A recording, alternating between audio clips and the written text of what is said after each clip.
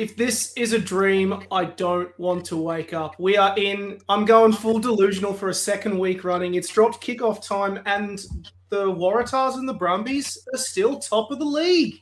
Still top of the league. I've got Nathan and Mr. Nick Hartman here on my side. Nick, you're cooking up a storm with your rice. Yeah.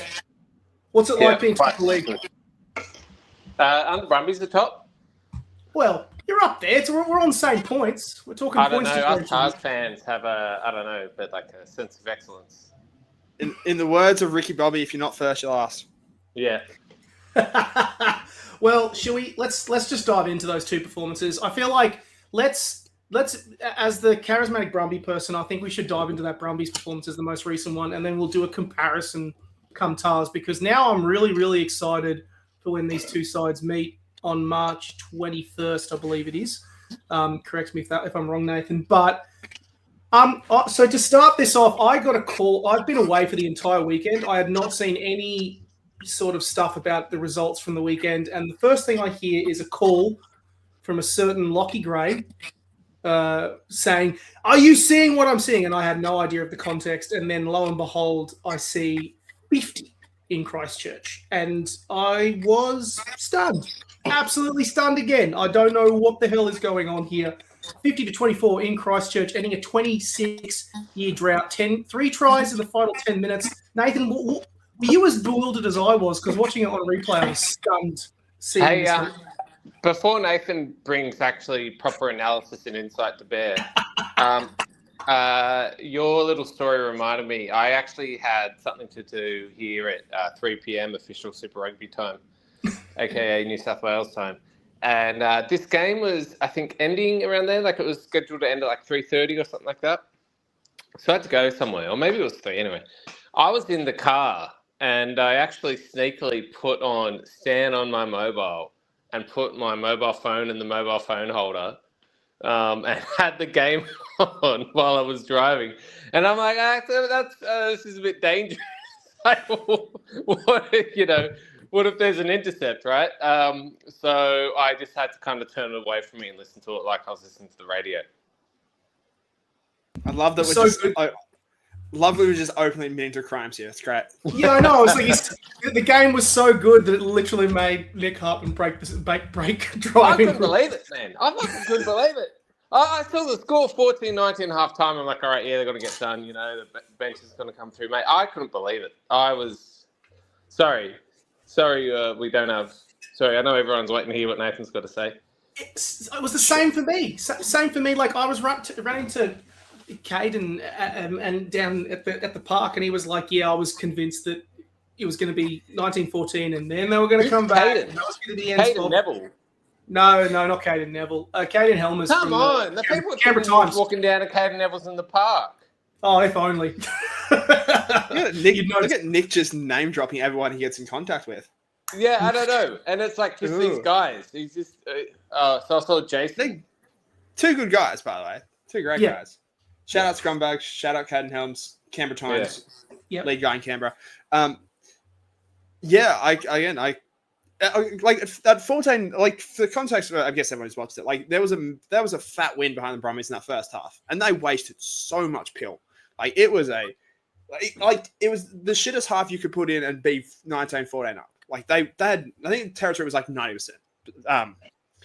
But like, and speaking of cadence, when Caden Neville gets yellow carded, that's the point where past Australian sides have just fallen away. It's kind of got to the point of 45 minutes, we put in a good effort. And no, there's a genuine belief in this Brumby side, and it comes from last year's win in Auckland. It comes from before that, to start last year in Fiji. There's a belief and there is a culture within this Brumby system that just is never say die. And what they did really well is what New Zealand teams do really well to us is take your opportunities and just absolutely burn teams on the counter. You look at those 2 tries, it's a pinpoint kick from Declan Meredith against the runner play, and then another bit of chaos that ends in Charlie Cowell going over. And suddenly the Crusaders, who had looked like they were in Space Jam, like they looked like they were the scene where the monsters are taking their powers. They were dog shit. Let's just call it for what it is. They were dog shit. But so many times these teams have been able to just kind of coast off. They just have high-end talent, just get them out of these situations. it looked like Leicester Fanuku had when he crossed and reduced the 7. But that fair play to the Brumbies. They wore them down and took their chances. And yeah, it's incredible. Again, it's incredible what just having a good system does. You know, Ryan Lonergan steps up to the fray. Caden Pritchard in his second start looks awesome. Declan Meredith. Someone put this, I don't know where I've seen this. I think it was on Reddit somewhere, which is, again, red flag in itself, but fuck it, who cares? Declan Meredith might be the first fly half in ages that's actually come through a proper development system.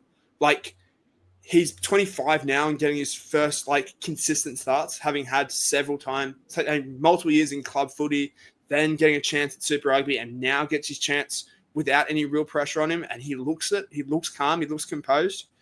And speaking of calm and composed, I mean, the conveyor belt of just freakish fullbacks continues. Andy Muirhead, who's, you know, probably just Mr. Reliable at the back for the part, on the wing for the last 4 or 5 years, gets a chance to make his own mark and just tears him apart. Shows quicker than everyone realised. Tears him apart, straightens the attack, and just really carries the Brumbies back into the game. And yeah, it's just, again, a case of this is what the Brumbies do. Why are we surprised? I will add here that, like, great points on all of them. It was a real team effort. I mean, Bobby V was played out of his skin in that last 10 minutes. As you mentioned, Kale was insane. Mentioning to the point last week when you said that the Waratahs were Springbok-esque against the Reds. Obviously, we'll get to them in a minute. But when that bounce fell for Caden Pritchard and he ran away to score that try, I was like, that's All Black-esque. Like, the dominance in that kind of end period where you just felt them just go over the top of the Crusaders. It was just a moment where I went, what the hell? What the hell is this? Like, I don't even know what I'm seeing here. It was unbelievable. Serious question, though. You kind of alluded to it in your response, Nathan. Nick, you can answer this one here first because, you know, it's... While I am a Brumbies fan, I'm also a bit of I hope I'm a little bit of a realist. Who am I kidding? A little bit of a realist. Was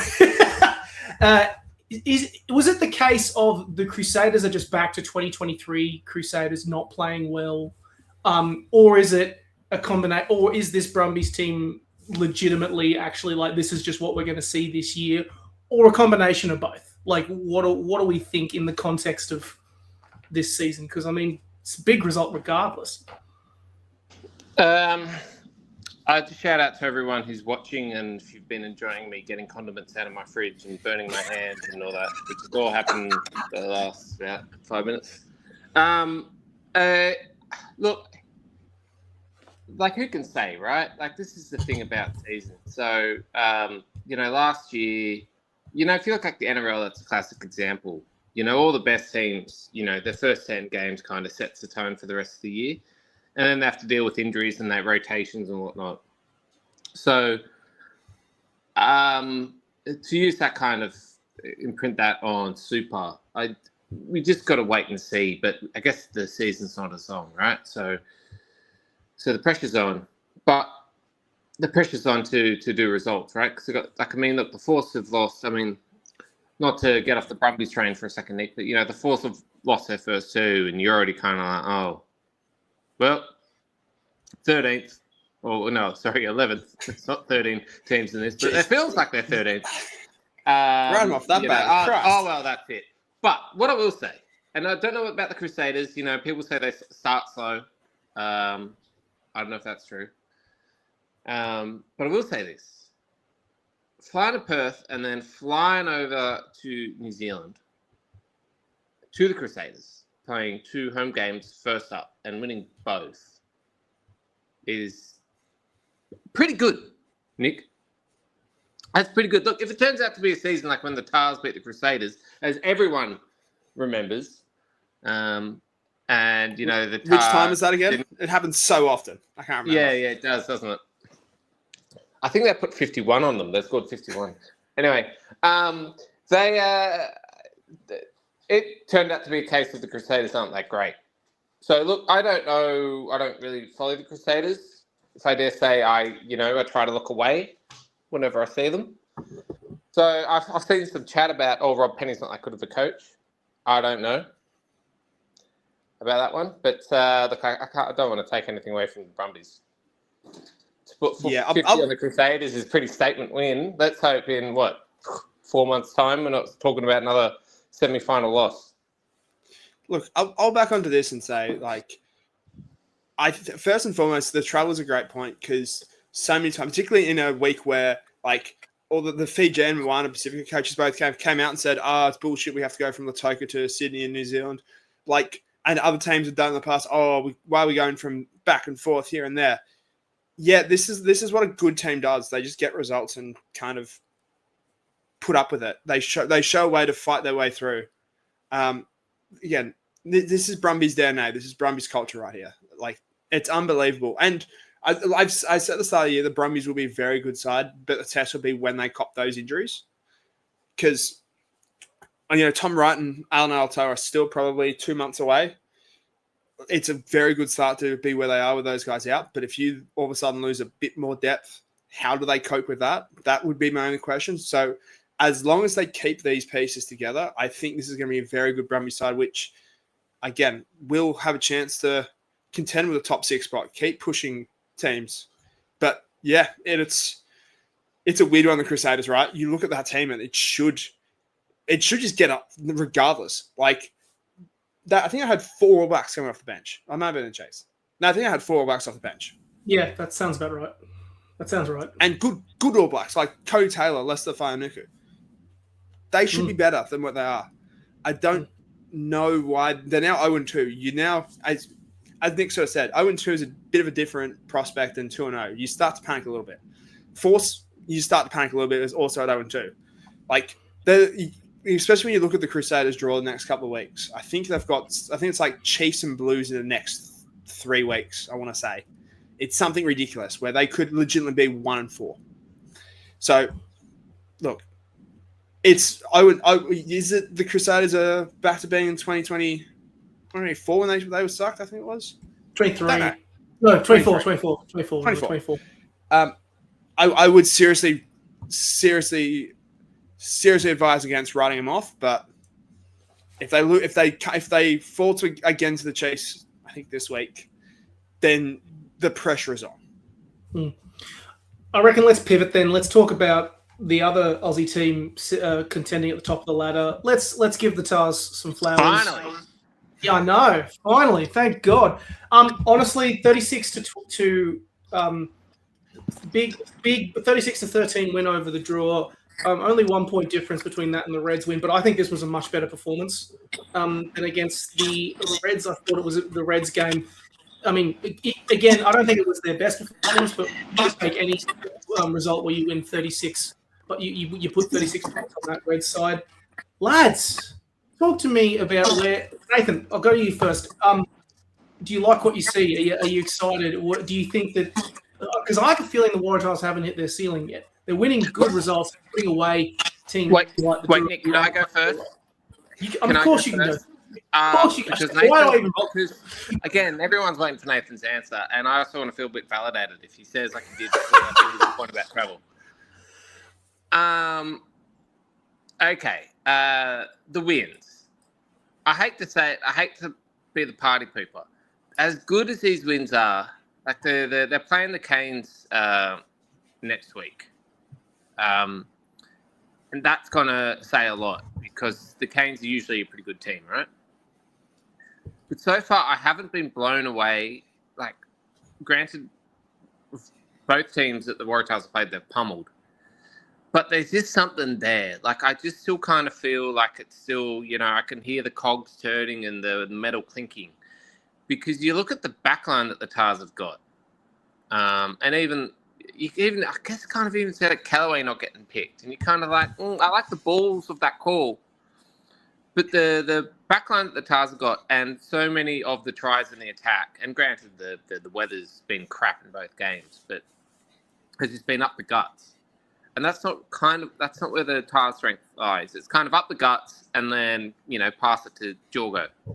And that was a bit like it was last year. I remember when Jorgo, I don't know if you remember, Nick, but Jorgo almost scored a hat-trick.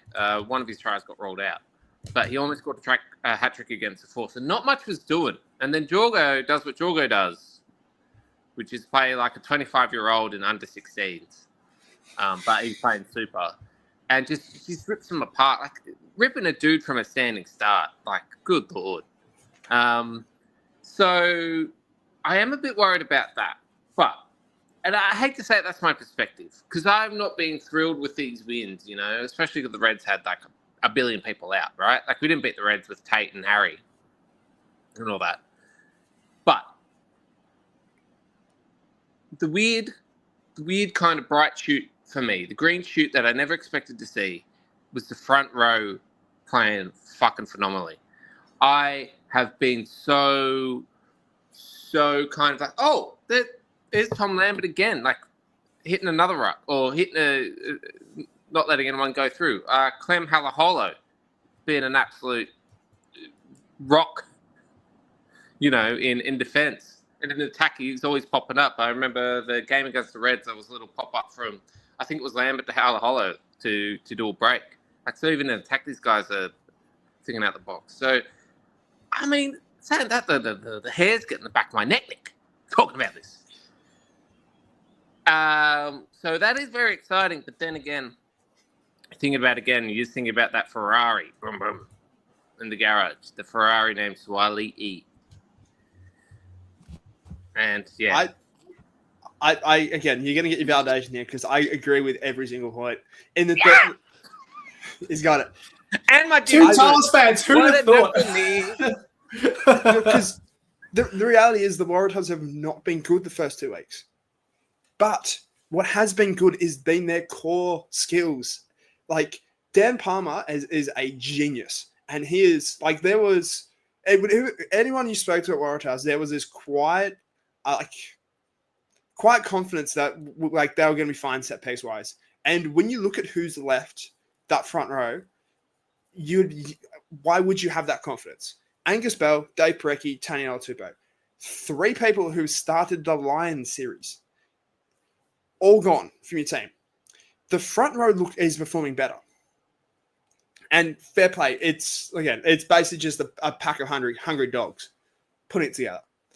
And that's what's getting the Waratahs out of jail. That's what's not even getting them out of jail. That's what the game plan has become, is just feed those guys. Back it off with some of the young, hungry forwards that are coming through. Yeah, as Nick said, Clem Halaholos, Miles Motacero, even Leafi Talatina, Ioni Mononanu off the bench. He was great. Impact, too far. And this all comes with a still question around what this back line looks like and what the best shape is. Because I thought that when Debrasini came on, he looked great. It's been made up a lot about Suoli, and Dan McKellen made the point afterwards that we can't expect him to we can't expect him to do what Jorgo's doing right now, because Jorgo's just a freak. Jorgo is doing something that the best wing in the world does. But when they fight, and I think people go as well, Suoli, his only experience playing 13 before this has been at test level. Like, it's going to take time to get used to new systems and how they want to perform. But his defense has been great. Like, that's a good core skill to have.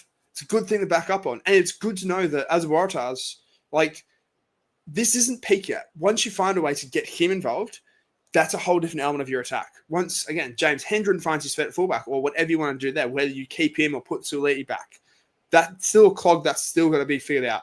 So to be 2-0 with 10 points, maximum to be, as we head into a bye, with still so many areas you can improve, I think that's the most exciting bit about this, is because the reality is you don't win premierships in Feb.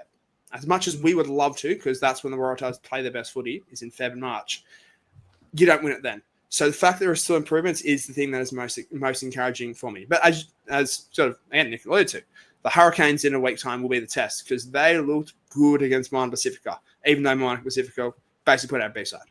Yeah. I will add, I think both of you adding great points, and I appreciate you suddenly being incredibly grounded despite the good results, which is... Look, one of us we have to be. Look, we can let you be deluded, but, we'll be the grounded ones. We always are in New South Wales. Yeah, it's classic gaslighting. It's classic gaslighting. Oh, look at these Brumbies fans getting up, fucking starting to dream. What fucking weirdos. I will finish with one point, which can add off the back of that, is which I think you both right. Set piece. I mean, Nathan and I talked about last week how good it was that they dominated pretty much an all Wallaby setup, which was amazing. The big one for me is, the Waratahs are in a similar position to last year. The Waratahs were in a really, really similar position to last year. And, they had 4 or 5 games in a row starting, I recall. And, they got those wins and it put up, it made people get excited about where the Tars were going. But I think all of us, particularly after that kind of clutch win against the Highlanders, I think all of us were like, yeah, it's good, but I'm waiting to, it's clearly not, they're not playing to their fullest ceiling yet. This team, you're both right that they're not playing to their full ceiling yet and there is things to fix. But the way that they're putting teams away makes them a much more they look like a much more dangerous side compared to the side that started, with all those wins at home on the trot last year. So that I'm really excited about, and I think there's good reason to be optimistic. Yes, they've got the bye. You're all right, but you're right about the Canes. It's only 2 rounds in of 16, but a lot to be excited about, I reckon. Should we talk Force? Yeah. Hey, Nick, I've got a good segue into the Force. Mm-hmm. So what you kind of said there about them being similar to last season, I kind of pushed back on that because what had happened last season is the Rebels had imploded. And so the Tars got Tongan Thor and Rob Leota and maybe someone else, I can't remember. Kellaway. Yeah. And it's just, it kind of just, and they were there for 1 year. They're always going to be there for 1 year. And that kind of set the Tars back. Like for a game like rugby, especially Super Rugby, where you've got 13 games a year, you can't afford to have to drop in pitches of players just come in when they're not going to be there. And of course, they're not going to really, they're just there so they can keep getting picked for the Wallabies. So I'm pushing back on that. But the segue here is to talk about the Force. There was a great stat before the game, and I didn't watch a whole lot of the game because I was out on Saturday night. But there was a stat before the game which was today or for the first time, this squad has more caps for the Force than they do for the Brumbies. And that's always been the Force's kind of Achilles heel, is that they get players like Falau Fainga, but he played for a year and then he buggered off to France. And that's just not good for building the culture. And before we get into the actual game, it's just so disappointing because the Force actually were looking good last year. And then, they're playing the Blues and my mate said to me, what was the score, 47 or something to the Blues? He was like, is 47 a high score in rugby? And I'm like, yeah, mate, it's not good. The problem with the problem with the Force becomes I think accentuated because of how good the Brumbies have started at the start of the year. The whole thing around the Force has been their inability to attract Wallabies and attract these sort of talents which can turn differences into rugby games. They now have that. They now have all the talent that you need to compete for a top 6. And that was the reason why a lot of people were picking them. I'm one of those people that had them as one of my bold predictions of making the top 6. But it's not gelling. It's not there. The Brumbies find ways to win games. The Force are almost finding ways just to lose games. They're now going to go on the road for 3 weeks, partly because of the Asian Cup schedule and partly because this is what the Force wanted. I know, speaking with Force people, they preferred having these roadblocks than having to do the back and forth from Perth to New Zealand. You need wins from now on, and you've got the squad where there's not many excuses now. Performances have to come, and it starts this week with Moana Pacifica. That blue side wasn't the same blue side that won the comp 2 years ago. They were rusty. They were average. They put balls dead or out in the full and gave chances. The Force just didn't capitalize, and that's the problem. Yes, there's people coming back in, but there's no excuses now. Yeah, I couldn't agree more with you. Like, I mean, it was really cool to see the Force take a game out to Joondalup. And I will say as well, I mean, looking back at the head-to-head between the sides, I think the Force have only ever won one game ever against the Blues, and then drawn another. Like, it's a very one-sided head-to-head. But this was a match where I was convinced that they were going to... It was the same for the Brumbies Crusaders. Well, I mean, the Brumbies have had a couple more wins, but there's a bit more of a rivalry there over the years. Not many. Like, Not many. The rivalry is you guys have been pumped by them in finals. That's the rivalry. And like, seriously, that win in Canberra 2 years ago, I think that broke like a 10-game streak or something like that.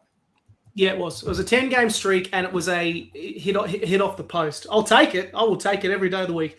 But yeah, like that's my point. Is like we can come up with all those ideas. Oh well, the Force don't win well against them. Oh, they've got to do the travel. Okay, well, yeah. It was 13 of the last 14 the Crusaders won over the Brumbies. Brumbies have lost a lot of talent. You look at on paper, that Brumbies side's a lot better. Sorry, no, the Force side's a lot better. And to watch them get towed up by that same Brumbies side and then not be able to back up against the Blues, it's call a spade a spade. It's concerning. Yeah, I agree. Completely agree. I looked at that result, particularly because the Force. I mean, they scored that. They scored the final try, but let's call a spade here. The game was over. It was done by that point, and I just think to myself, considering, let's go back to the blocks that you mentioned. They had so much talent, so many great players in that mix, and you as you alluded to, Nate, it's not gelling, and I just think to myself, this starting fortnight was critical for the Force's season. 2 matches at home in Perth. You got to take at least. You should, if the Force are genuinely serious about finals, they should have taken at least one of them. Like, well, at least a point. At least a point, yes. Now they're going to go and face a real banana skin in Moana Pacifica in New Zealand. Then they're going to go to Dunedin to play the Highlanders, and then finish with the Hurricanes. Like, in my head, success on that tour, you have to win at least 2 of those games. And my thoughts are, you win Moana Pacifica, and you target. You don't just focus, you target that Highlanders game and that Moana Pacifica game. Well, my question to you is, look, the Highlanders were a bit poo last year, and Moana is Moana. I don't know where Artie is. Maybe you can fill in with that. All right, there you go. So, my question to you, Nick, because you love these kind of questions. If they lose to Moana and the Highlanders, and say we kind of expect them to lose to the Hurricanes. I mean, Highlanders are good, though. Highlanders are good this year. Highlanders are looking all right. They're good. Well, they lost to the Chiefs, and the Waratahs beat the Chiefs last year. So, but is that Simon Cron gone? Not yet. If this season's a failure, it's Simon Cron gone. Because this is I'd his say last 4 year. losses. I'd say 4 losses this season's a failure. Especially, you'd have to win every other game. Yeah, but they do have a favourable, so they go back. The middle of the season, I recall, is a bit of a nightmare for them. They've got, it's kind of an awkward one. They've got a couple of buys, and then they've got to face the Crusaders and the Chiefs in back-to-back weeks, I'm pretty sure. And then they've got, a dream run home. So it kind of going back, for me, it goes back to Nathan's point of, you've got a favourable draw. You've got the squad at your potential. You've had some cohesion coming through the ranks there. There is no excuse here. Everyone is picking you to make finals. So make finals. if you can't make finals with the squad that you have, they need to make finals. Yes. I mean it's that, or see your Cron. I mean, honestly, you see your Cron and get Checker in. What's Checker doing? Checker, come over. They make good genes in WA. Come on, mate. I think so. I don't think he's doing anything. No. What's Razor doing? What's Razor doing these days? What's Razor doing these days? Honestly, yeah. He would thrive in Perth. There are so many good surf breaks. He'd be set. Larkham if the rumours about Larkham going to picking up a position at the All Blacks is to be believed. They're not true. I do not believe them for a minute. That man is committed to the Brumbies on a level that I have never seen before. It can be a razor for a Larkham. we'll take if And they you know what? end up nabbing him. Steve Borthwick might be on the market too. Yeah. Too. Who knows? What the hell's going on there? I'm so surprised. Like, who could have predicted an England side being way too cocky and way too confident this far out? It's just not unlike England. Yeah. Oh, Gregor Townsend, get him in. It's true. What's Eddie doing these days? Yeah. Japan. No, we're not that desperate. Come on, mate. I reckon that wraps us. That's a good. Next to a fucking vending machine and a highway in Tokyo right now. Well, on that bombshell, I reckon let's call it. It's a short and sweet pod this week. Reds are back this week as well. They're playing the Highlanders, and as Nathan probably alluded to last week, we probably expect a very different side to trot out to the side that went down to the Tars in round one. A lot of players are expected to be back. I'm hoping that is the case. So they'll be playing on Friday night. Force playing Moana Pacifica just beforehand in New Zealand. Tars are going to have the bye after 2 weeks. They're going to have a nap, and then finishing off on the Australian front. Brumbies are playing the Blues.